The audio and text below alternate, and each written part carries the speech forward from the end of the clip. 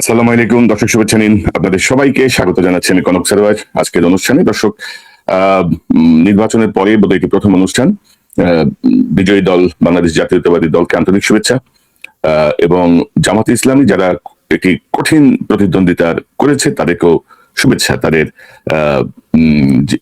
Sportsman স্পিরিটের যে দেখাটা আমরা পেয়েছি পরবর্তী সময়ে তাদের বক্তব্য এবং বিভিন্ন জায়গায়, সেই জায়গাটি শুভেচ্ছা।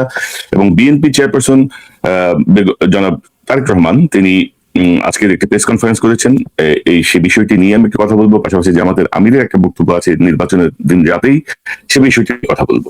তো প্রথমেই আমি একটু যেতে চাই যে নির্বাচনের ফলাফলের পরপর আমি যখন দেখলাম যে বাংলাদেশ জাতীয়তাবাদী দল 151 আসন সিকিউর করেছে, তার পরপরই আমি আমার ফেসবুকে একটা পোস্ট দিই। আমি যদি আপনাদেরকে একটু দেখাই সেই পোস্টটা, তাহলে আপনাদের জন্য সুবিধা হবে। অর্থাৎ এটা দিয়ে আমরা আলোচনাটা শুরু করতে চাই যে আমাদের রাজনৈতিক সংস্কৃতির জায়গাটা। ধরেন আমি একটা পোস্ট দিয়েছিলাম, এটি হচ্ছে 12 ফেব্রুয়ারি 3:33 PM আমাদের দুপুরের সময়টায়। সেটি হচ্ছে নির্বাচন কমিশনের বেসরকারি ফলাফল অনুযায়ী সংখ্যাগরিষ্ঠতা পেয়ে জয়লাভ করে বাংলাদেশ জাতীয়তাবাদী দল বিএনপিকে অভিনন্দন। পাশাপাশি জনগণ হা ভোটের পক্ষে রায় দিয়েছেন। এ পর্যন্ত প্রাপ্ত ফলাফল এই বিষয়টি নিশ্চয়ই জুলাই সনদ অনুযায়ী দেশের সংস্কারের পথে এগিয়ে নিয়ে যাবে। দীর্ঘদিন পর জনগণ তাদের ভোটাধিকার প্রয়োগের অধিকার ফিরে পেয়েছে। এই ধারা অব্যাহত থাকুক। বাংলাদেশ সেনাবাহিনী সহ আইন শৃঙ্খলা রক্ষাকারী পুলিশ, আনসার, বিজিবি প্রত্যেককে ধন্যবাদ। নিশ্চয়ই এই বিষয়টি ভবিষ্যতে নির্বাচনের জন্য দৃষ্টান্ত হয়ে থাকবে।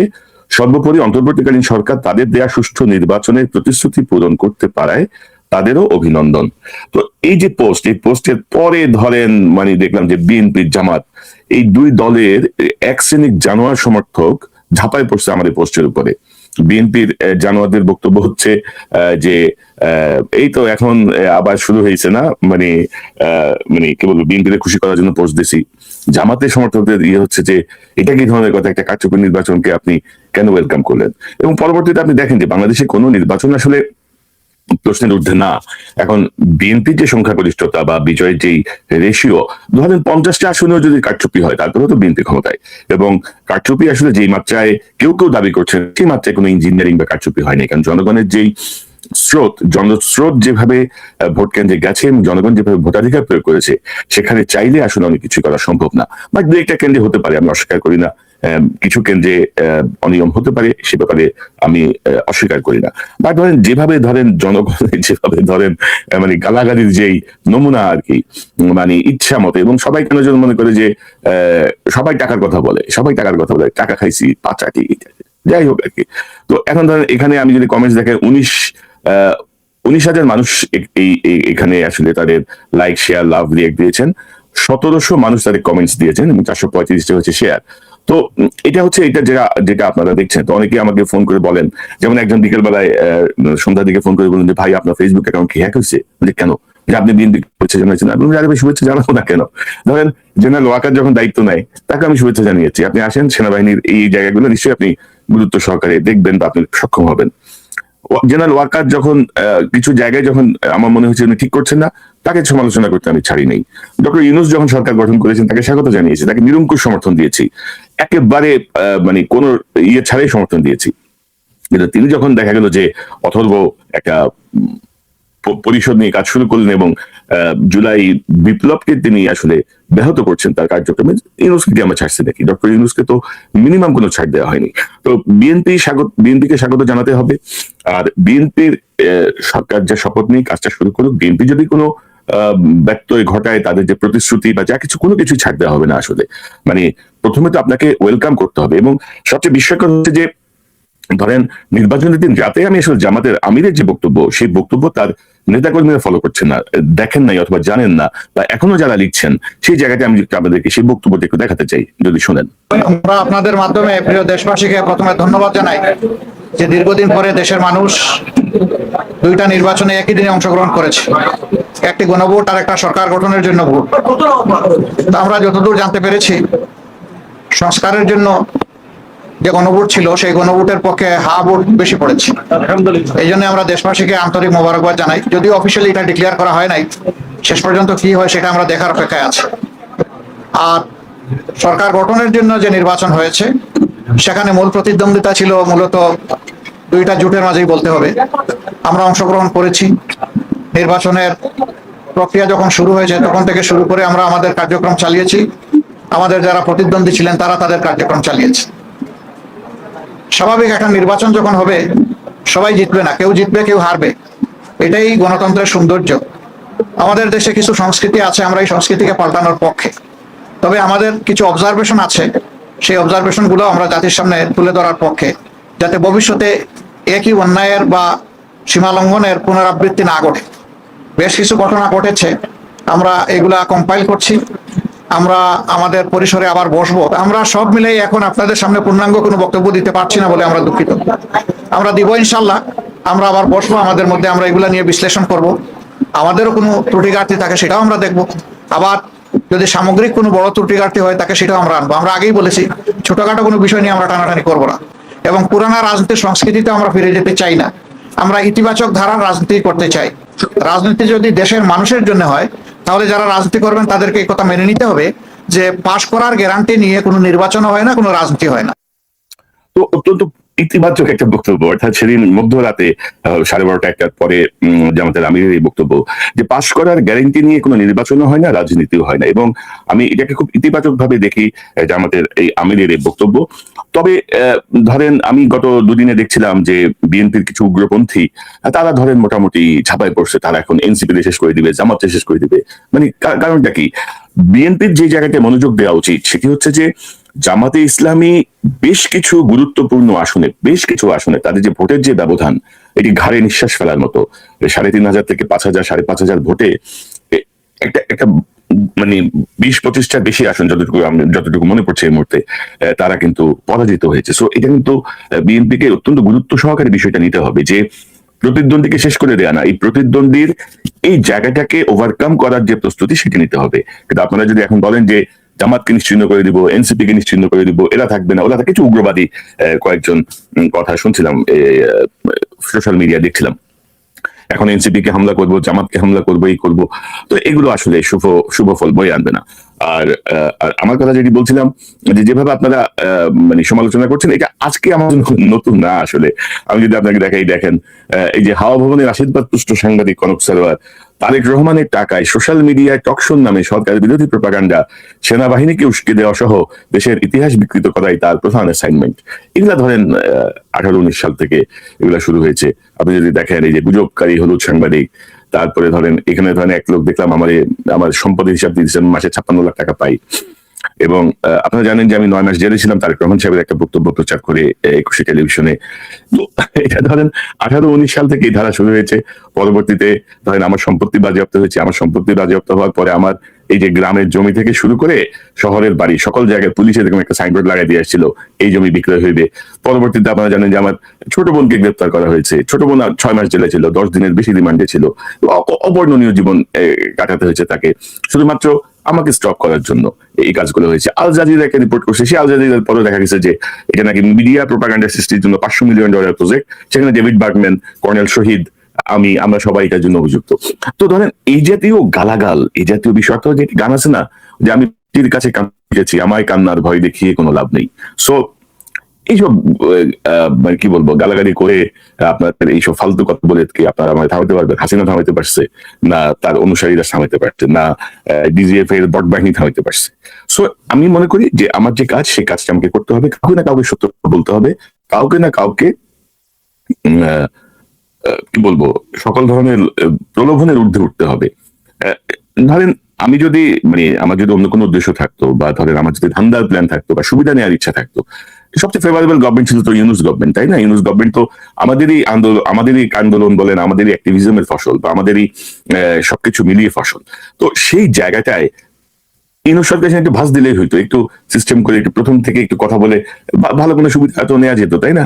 তো কেন নেই? কারণ হচ্ছে আমার ব্যক্তিগত অবস্থানটা ছিল যে এই যে এতগুলো ছেলে মারা গেল, এই যে বাংলাদেশ, আমরা বাংলাদেশের কথা বলছি, সেই বাংলাদেশ যেন এই যে সঠিক পথে সুন্দরভাবে এগিয়ে যায়, এই ছিল টার্গেট। আর আমার সঙ্গে আমি দেখছি যে পিনাকি ভট্টাচার্য বা আমাদের ইলিয়াস হোসেন, এই দুজন তাদের ফেসবুকে কি বলছে সেটার সঙ্গে আপনারা আমাকেও ট্যাগ করছেন। আমরা বাংলাদেশের অত্যন্ত গুরুত্বপূর্ণ মুহূর্তগুলো 2-3টা বিষয়ে আমরা একসঙ্গে টকশো করেছি এবং প্রয়োজনে ভবিষ্যতেও করব। কিন্তু তাদের অ্যাক্টিভিজম যে প্ল্যাটফর্ম বা তাদের যে ইন্ডিভিজুয়াল ইউটিউব প্ল্যাটফর্ম, সেখান থেকে তারা কি বললো, এবং একটা জিনিস নিশ্চিত থাকতে পারেন যে আমাদের কারোর সঙ্গে কেউ কারোর সঙ্গে পরামর্শ করে কিছু করে না। যখন আমরা ভাবে আসি তখন আমরা কথা বলে আসি যে আমি এই বিষয়টা নিয়ে কথা বলবো বা এই বিষয়টা নিয়ে আলোচনা করা উচিত। সো কোথায় কোন প্ল্যাটফর্মে হোসেন কি বললো বা পিনাকি ভট্টাচার্য কি বললো সেটির জন্য একেবারে আপনারা সব ঝাঁপাই পড়বেন, এগুলা বোধহয় ঠিক না। আপনাদের একটু বোধোদয় হওয়া প্রয়োজন, মিনিমাম একটু সেন্স কাজ করানো উচিত।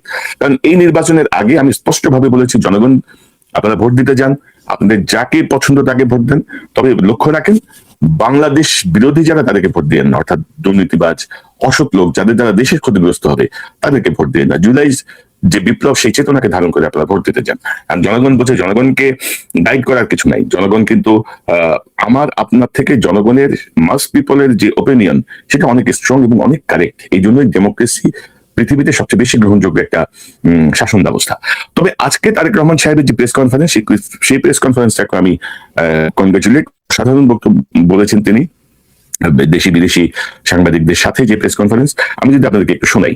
রাজনীতিতে রাজনৈতিক দলগুলো মূলত গণতন্ত্রের বাহী হয়। সরকার এবং বিরোধী দল যে যার অবস্থান থেকে দায়িত্বশীল ভূমিকা পালন করলে অবশ্যই দেশে গণতন্ত্র প্রাতিষ্ঠানিক রূপ পাবে বলে আমরা দৃঢ়ভাবে বিশ্বাসী। নির্বাচনে অংশগ্রহণকারী প্রতিটি গণতান্ত্রিক রাজনৈতিক দলগুলোর প্রতি আহ্বান জানাই, দেশ গঠনে আপনাদের চিন্তা ভাবনা আমাদের কাছে অত্যন্ত গুরুত্বপূর্ণ। আমাদের পথ এবং মত ভিন্ন থাকতে পারে, কিন্তু দেশের সাথে আমরা সবাই এক। আমি বিশ্বাস করি জাতীয় ঐক্য আমাদের শক্তি, বিভাজন আমাদের দুর্বলতা। দলমত, ধর্ম, বর্ণ কিংবা ভিন্ন মত যাই থাকুক, কোনো অজুহাতে অবশ্যই দুর্বলের উপরে সবলের আক্রমণ আমরা মেনে নেব না। খুবই পজিটিভ বক্তব্য, এবং তার বক্তব্যের একটা জায়গায় আছে যে রাজনৈতিক মাঠে নির্বাচনের আগে অনেক ধরনের বক্তব্য আসে, অনেক ধরনের আক্রমণ আসে, পাল্টি অনেক কথা হয়, সেটি যেন এখন কন্টিনিউ না হয়। অর্থাৎ নির্বাচনের আগে ভাই অনেক ধরনের কথা আসে। আমি আমার প্রতিপক্ষকে ঘায়াল করার জন্য লিগেলি, ইলিগেলি, নৈতিকভাবে, অনৈতিকভাবে অনেক রকম ভাবে ঘায়াল করার চেষ্টা করি, অনেক রকম ভাবে টার্গেট থাকে আমি কিভাবে ভোটটা পাবো। এটা তৃতীয় বিশ্বে যেমন এটা উন্নত বিশ্ব এটা চলে। তো সেই জায়গাটায় তারেক রহমান সাহেবের এই যে আহ্বান, এবং আমি পত্রিকায় দেখলাম যে তিনি জামাতের আমির এবং এনসিপির নাহিদের বাসায় যাবেন, তাদের অংশগ্রহণ এবং তাদের প্রতিদ্বন্দ্বিতাপূর্ণ অবস্থানের জন্য তাদেরকে শুভেচ্ছা জানাতে যাবেন। তো এটি একটা নতুন ধারার সূচনা আমি বলবো বাংলাদেশে। আমরা তার বাকি বক্তব্যটা শুনি। ন্যায়প্রণত হবে আদর্শ, আইনি শাসন প্রতিষ্ঠা করা না গেলে আমাদের সকল চেষ্টা ব্যর্থ হয়ে যেতে পারে। আইনি শাসন প্রতিষ্ঠায় সরকারি দল কিংবা বিরোধী দল, অন্য মত কিংবা ভিন্ন মত, প্রতিটি বাংলাদেশী নাগরিকের জন্যই আইন সমান। আইনের প্রয়োগ হবে বিধিবদ্ধ নিয়মে। নির্বাচনে একে অপরের বিরুদ্ধে কিংবা এক দল আরেক দলের বিরুদ্ধে প্রতিদ্বন্দ্বিতা করতে গিয়ে নির্বাচনের মাঠে হয়তো কোথাও কোথাও নিজেদের মধ্যে ভুল বোঝাবুঝির সৃষ্টি হয়ে থাকতে পারে। তবে এই ধরনের বিরোধ যেন প্রতিহিংসায় রূপ না নেয়, সে ব্যাপারে সবাইকে সতর্ক থাকার জন্য আমি আন্তরিকভাবে আহ্বান জানাচ্ছি। Hi, sir. This is from this side. This side, sir. This side. You're right. Extremely here. Here. So my name is Ashok Raj, and I'm from the Pioneer, and I came from India, New Delhi. I have a questions to PM in waiting. Here. Yeah. So I have a question to you: that what is your foreign policy plan and how you see the India and Bangladesh relations? Because we are the not immediate neighbor, but yeah, we share culture and everything. So your comment on India and Bangladesh relations. And second one, which is very much related to ICT. Do you going to review and scrutiny the verdict and the decision has made by the ICT? Thank you so much. Thank you so much. I think we have cleared ourselves regarding the foreign policy, which is the interest of Bangladesh and the interest of Bangladeshi people comes first. এটি অসাধারণ জবাব দিয়েছেন তারেক রহমান। ভারতের এক media সাংবাদিক তাকে প্রশ্ন করছিলেন যে বাংলাদেশ ভারতের রিলেশনশিপটা কি হবে, এবং আইসিটি অর্থাৎ ইন্টারন্যাশনাল ক্রাইম ট্রাইব্যুনালের ব্যাপারে উনি এই আমলের কথা বলছেন নাকি আগের আমলের কথা বলছেন সেটি ক্লিয়ার হয়নি, যে সেই ব্যাপারে তাদের বক্তব্যকে, এবং তারেক রহমান সাহেব জবাব দিয়েছেন যে ভারতের সাথে বাংলাদেশের সম্পর্ক নির্ধারিত হবে বাংলাদেশের স্বার্থ এবং বাংলাদেশের জনগণের স্বার্থ নিয়ে। তো এটি একটি অসাধারণ উত্তর। যে হাসিনা বলতো না যে সকলের সঙ্গে বন্ধুত্ব, কারোর সঙ্গে বৈরিতা নয়, এরকম ফালতু একটা ফরেন পলিসি ছিল। মানে স্বার্থ হচ্ছে বাংলাদেশের এবং বাংলাদেশের জনগণের। বাংলাদেশের জনগণ কি চায়, বাংলাদেশের স্বার্থ যেখানে রক্ষিত হবে সেই অনুযায়ী আসলে বাংলাদেশের ফরেন পলিসি নির্ধারিত হবে। এবং আইসিটির জায়গাটা নিয়ে বেশ কয়েকটা প্রশ্ন এসছে। এই জায়গাগুলো নিয়ে পরবর্তীতে আমির খসরু সাহেব জবাব দিয়েছেন। তবে তারেক রহমানের আশেপাশে যারা থাকবেন তারা আরেকটু অ্যাটেন্টিভ থাকা ভালো, কোথায় কি হচ্ছে না হচ্ছে। দেখা গেলো যে আমির খসরু সাহেব প্রশ্নই শুনেন নাই, বোঝেন নাই, বেশ কয়েকবার বলতে হলো। এগুলো একটু অন্যরকম প্রশ্নের সৃষ্টি করে। তো সেই জায়গাটা আইনগতভাবে সমাধান হবে। এবং আরেকটি প্রশ্ন ছিল যে আওয়ামী লীগের ব্যাপারে কি সিদ্ধান্ত নিচ্ছেন Tarique Rahman. Protecting the interest of Bangladesh and the people of Bangladesh Your plans for reconciliation in Bangladesh? by ensuring rule of law. Awami লীগের নেতাকর্মীদের ব্যাপারে বা আওয়ামী লীগের ব্যাপারে রিকনসিলিয়েশনের ব্যাপারে কি হবে এমন একটা প্রশ্ন এসেছিল। সেই প্রশ্নে যেভাবে তারেক রহমান সাহেব বলেছেন যে আইনগতভাবে আইন যেভাবে বলে তাদের অপরাধের মাত্রা অনুযায়ী তাদের বিষয়টি দেখা হবে এবং আইনগতভাবে দেখা হবে। এখানে কোনো প্রতিহিংসা বা অন্য কোনো বিষয় কাজ করবে না। তবে তারেক রহমান সাহেবের যে প্রেস কনফারেন্স, অর্থাৎ খুবই ভালো প্রেস কনফারেন্স আমি বলবো। তিনি খুব চমৎকার ভাবে অর্থাৎ এতদিন ধরে তিনি যা বলে আসছিলেন সেই জায়গাটার একটা প্রতিফলন কিন্তু তার প্রেস কনফারেন্সে স্পষ্ট। তবে আমি একটু বলতে চাই যে প্রেস কনফারেন্সে দলীয় লোকজন যেন না ঢোকে এই ব্যাপারে সতর্ক থাকায়, কারণ প্রেস কনফারেন্সে হাততালি দেওয়ার কিছু নাই। এবং তারা সবাই যে বাংলাদেশে প্রথাগত যেটা হয়, এবং বাংলাদেশি সাংবাদিকদের কয়েকটা প্রশ্ন শুনলাম, তার মধ্যে একজন একটু তেল মারার চেষ্টা করলো, আর দুজন মোটামুটি নর্মাল ছিল। তো এগুলা খাসলত পরিবর্তন করতে হবে আর কি। সাংবাদিকতা মানে তেল মারা না, দালালি না। সাংবাদিকতা মানে হচ্ছে জবাবদিহিতা। এবং মনে রাখতে হবে বাংলাদেশের 20 কোটি মানুষের পক্ষে আপনি দাঁড়াচ্ছেন, আপনি সেই প্রশ্নটা করতে হবে এবং সরাসরি প্রশ্ন করতে হবে। প্রশ্নের মধ্যে যদি আপনি ভয় পান, প্রশ্নের মধ্যে যদি আপনার ব্যক্তিগত স্বার্থ সংশ্লিষ্ট কোনো বিষয় থাকে, তাহলে আপনি সেই জাতীয় প্রশ্ন না করাই ভালো। সেক্ষেত্রে আপনি প্রেস কনফারেন্সে না যাওয়াই ভালো। তো সেই জায়গাটা, তবে আমি একটা জায়গায় চিন্তিত, বিএনপি যেভাবে ব্রুট মেজরিটি পেয়েছে, অর্থাৎ একক সংখ্যাগরিষ্ঠতা, এই জায়গাটা কিন্তু আমাকে ভাবাচ্ছে। কারণ তারেক রহমান সাহেবের মানসিকতা বা তার যে পরিবর্তিত চিন্তা বাংলাদেশকে ঘিরে, সেই জায়গাটায় এই ব্রুট মেজরিটির সুযোগে দলের মধ্যে একটা ডিপ স্টেট গড়ে উঠবে, দলের বাইরে একটা ডিপ স্টেট গড়ে উঠবে। তারা নানা রকম ভাবে, যেহেতু একক ক্ষমতা এবং আপনার বিরোধী দলকেও প্রয়োজন হচ্ছে না, সেই জায়গাটায় কোনো আকাম করে কিনা আমরা অতীতে এরকম অনেক দেখেছি। সেই আকামের জায়গাটা নিয়ে আসলে আমি চিন্তিত যে এতটা ব্রুট মেজরিটি কি বিএনপি কে কতটুকু নিয়ন্ত্রিত শাসন ব্যবস্থা কায়েম করতে সুবিধা করবে, নাকি তারা মনে করবে যে যেটা হাসিনা মনে করেছিল যে ব্রুট মেজরিটি মানে আমারই সব, জনগণ আমাদের সব দিয়ে দিচ্ছে, আমি এখন যা ইচ্ছা তা করবো। তো সেই জায়গাটায় আমি মনে করি যে একটু ভাবনার বিষয় আছে। তবে তারেক রহমান সাহেবের এখন পর্যন্ত যা আমি দেখছি, যেসব বক্তব্য বা সবকিছু মিলিয়ে আমি যা দেখছি, তাতে আমার মনে হয় না যে তাকে বিভ্রান্ত করা এতটা সহজ হবে। কারণ 18 বছর তার উপর দিয়ে, তার পরিবারের উপর দিয়ে, বেগম খালেদা জিয়ার উপরে যা গেছে, সেই জায়গাটা থেকে তার যে লার্নিং, আমি মনে করি সেই লার্নিং নিশ্চয়ই বাংলাদেশকে একটু অন্য পথে, নতুন পথে নিয়ে যাবে, নতুন পথ নিয়ে যাবে। তো আমার মনে হয় যে আপনারা আজকের আমার অনুষ্ঠানের বক্তব্যটা স্পষ্টভাবে বুঝতে পেরেছেন। আমি আবার অনুরোধ করবো, সামনে নতুন যে সরকার গঠন হবে, সেই সরকার গঠনে জনাব তারেক রহমান অনুরাগ বা বিরাগের বশবর্তী না হয়ে খুবই সুনির্দিষ্ট ভাবে যারা বাংলাদেশের পক্ষে, যারা বাংলাদেশের আর যে I have a plan theory, সেই থিওরি অনুযায়ী যারা কাজ করতে পারবে, সেই ব্যক্তি তার দালালি করুক না করুক, তার সমালোচনা করুক, তাকে যাই বলুক, এই জাতীয় ব্যক্তি, অর্থাৎ একটা ট্রেন্ড একটা ফোর্স, অর্থাৎ মানে রেজিমেন্টেড একটা আর্মির মতো, প্রশিক্ষিত একটা আর্মির মতো একদম বাছাই করা লোকজন তিনি যদি সরকার গঠন করেন, তাহলে আমি মনে করি এই 5 বছর তো বটেই, পরবর্তী সময়েও বিএনপি এই ধারা অব্যাহত থাকবে। মনে রাখতে হবে এই মুহূর্তে প্রধান বিরোধী দল জামাতে ইসলামী কিন্তু বিএনপির ঘাড়ে নিঃশ্বাস ফেলছে। তাদের যে ভোটের যে পার্সেন্টেজ, এবং আপনারা দেখবেন যে নির্বাচনের ঠিক আগের দিন রাতে জনাব নকিবুর রহমান, যিনি জামাতের মুখপাত্র, তার একটা ইন্টারভিউ আমার এখানে গেছে, বিএনপি থেকে আমন্ত্রণ জানিয়েছিলাম, তারা সময় করতে পারেন নাই।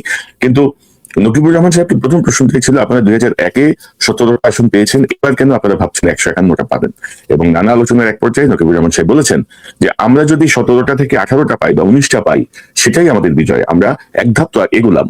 সো পজিটিভলি আপনাদেরকে চিন্তা করতে হবে এবং যে বিজয়, সেই বিজয়টা ধরে রাখার চেষ্টা করতে হবে। গত 2 দিন ধরে ঢাকা বিশ্ববিদ্যালয় সহ বিভিন্ন জায়গায় যেই ঘটনাগুলো ঘটছে, আমি তারেক রহমান সাহেবকে অনুরোধ করব, তিনি হয়তো এখন এগুলো দেখার সুযোগ পান না, তার অনুসারী যারা আছেন, যারা তাকে রিপোর্ট করেন, তাদেরকে অনুরোধ করব দয়া করে একটা কঠোর নির্দেশনা দিয়ে যে কোনো ধরনের অরাজক পরিস্থিতি নিয়ন্ত্রণ করুন।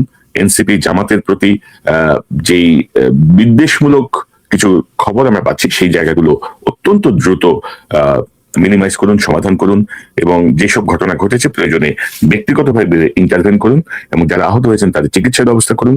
কারণ বাংলাদেশে ওই দখলের রাজনীতি, দখল পাল্টা দখল, এই জিনিসটা আর কাজ করবে না। এবং সবার সামনেই ছাত্র জনতার যে জুলাই বিপ্লবের আন্দোলনের যে দৃষ্টান্ত, সেই দৃষ্টান্ত নিশ্চয়ই আছে, এবং সেটিকে মাথায় রেখে আমার মনে হয় ভবিষ্যৎ সরকার পরিচালনায় বাংলাদেশ জাতীয়তাবাদী দল কার্যকরভাবে এগিয়ে যাবে। এবং বিএনপি যে আমাদের উগ্র সমর্থক যারা আমাকে এসে গালাগাল করছেন, বিএনপির মতো করে, জামাতের মতো করে, তাদেরকে বলতে চাই, চোখে যা পড়বে, যেটি আমার বিবেচনায় মনে হবে যেটি বলা উচিত, সেটি আমি ইনশাল্লাহ বলবো। আপনারা খুশি হন, বেজার হন, আমার কিছুই যায় আসে না। সত্য কথা বলতেই হবে, সত্যের কথা জানাতেই হবে। এখন আপনি আমারে যেভাবে খুশি সেভাবে পোর্ট্রেট করতে পারেন, যেভাবে খুশি সেভাবে গালাগাল করতে পারেন, আমার মরহুম বাবা মাকেও গালাগাল করতে পারেন, সেটি আপনার পারিবারিক শিক্ষা, আপনি যা খুশি তা করতে পারেন। কিন্তু আমি প্রায় 30 বছর হলো বাংলাদেশে, 19 বছর, এবং পরবর্তী সময়টা আমেরিকা থেকে, আমি কোনো জায়গায় কোনো আপোষ করে কিছু করেছি, অন্তত আমার বিবেকের কাছে, আমার মনের কাছে আমি একদম স্পষ্ট, একদম ক্লিয়ার যে আমার কোনো ব্যক্তিগত কোনো ধান্দার জন্য আমি কোনো কিছু করি নাই। তবে তারেক রহমান সাহেবকে সতর্ক করছি, এখনো আপনার আশেপাশে অনেকেই ঘুরঘুর করা শুরু করেছে, অনেকেই ঘুরঘুর করছেন। গত 15-16 বছরে যাদের ন্যূনতম কোনো ভূমিকা ছিল না, যারা একটা লাইনও লেখে নাই, একটা শব্দ উচ্চারণ করে নাই, তারা এখন যে ধান্দার মানুষে আপনার আশেপাশের লোকজনকে ঘিরে ধরেছে, সেই জায়গাটায় সতর্ক থাকুন। এইসব মৌলভীরা মধু খাওয়ার জন্যই ভিড়ছে, এবং মধু খাবে, উড়াল দেবে, দায় পড়বে আপনার ঘাড়ে।